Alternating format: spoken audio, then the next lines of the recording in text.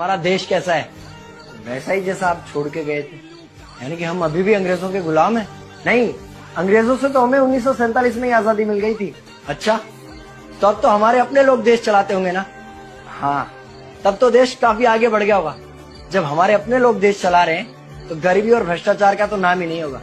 सबको बराबर हक दिया जाता होगा, किसानों और मजदूरों का अच्छा ध्यान रखा जाता होगा ना? नहीं, ऐसा तो कुछ नहीं है। तो कैसा है बताना मुझे। कैसे हमारे अपने नेता, हमारे आजाद भारत के नेता, 100 साल हो गए मुझे गए हुए, बताना। हमारे अपने नेता वो तो अपनी जेबें भरने में लगे हुए हैं। आने वाली 7 पीढ़ियों को नहीं बल्कि 700 पीढ़ियों को ना कमा कर खाना पड़े उस चीज के इंतजाम में लगे हुए हैं। तो तुम लोग क्या कर रहे हो और हमारे देश का युवा क्या कर रहा है?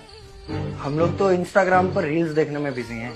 यानी कि हमारी कुर्बानी का देश के लोगों पर कोई असर नहीं पड़ा। देश के लोगों में कोई देशभक्ति नहीं, कोई देश प्रेम नहीं।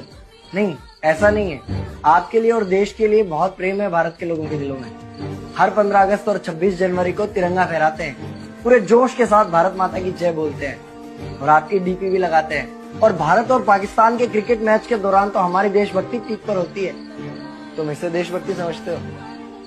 तो फिर क्या है देशभक्ति? अगर तुम्हारी देशभक्ति समाज को सुधारने में, गरीबों को अच्छी शिक्षा या बराबर का हक नहीं दिलाती तो कोई काम की नहीं है तुम्हारी देशभक्ति।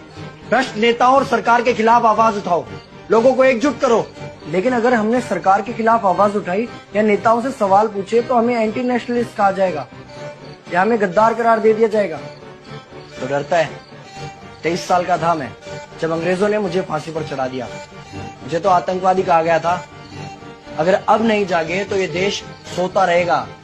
ये सरकारें, ये नेता देश को बेच खाएंगे। इस भ्रष्ट सरकारी तंत्र से लड़ो। देश को क्रांति की जरूरत है। क्रांति यानी कि हमें हथियार उठाने होंगे, बंदूकें उठानी होंगी जैसे आपने उठाई थी। नहीं, हमारी क्रांति विचारों की थी। जब अंग्रेजी हुकूमत ने हमारी आवाज नहीं सुनी तो हमने और जोर से आवाज लगाई और अपने विचार रखे। और क्रांति केवल सत्ता को बदलने तक सीमित नहीं है, बल्कि इस भ्रष्ट अन्यायी तंत्र को जड़ से उखाड़ कर फेंकना है। पर ये होगा कैसे? अपने आसपास से शुरुआत करो। जो भी तुम्हें भ्रष्ट नजर आए उसके खिलाफ आवाज उठाओ, एक्शन लो। तुम्हारे टैक्स का पैसा नेताओं की जेब में जा रहा है, हिसाब मांगो। अपने वोट का सही इस्तेमाल करो, लोगों को जागरूक करो और इस देश को आजाद करवाओ। इंकलाब जिंदाबाद, इंकलाब जिंदाबाद।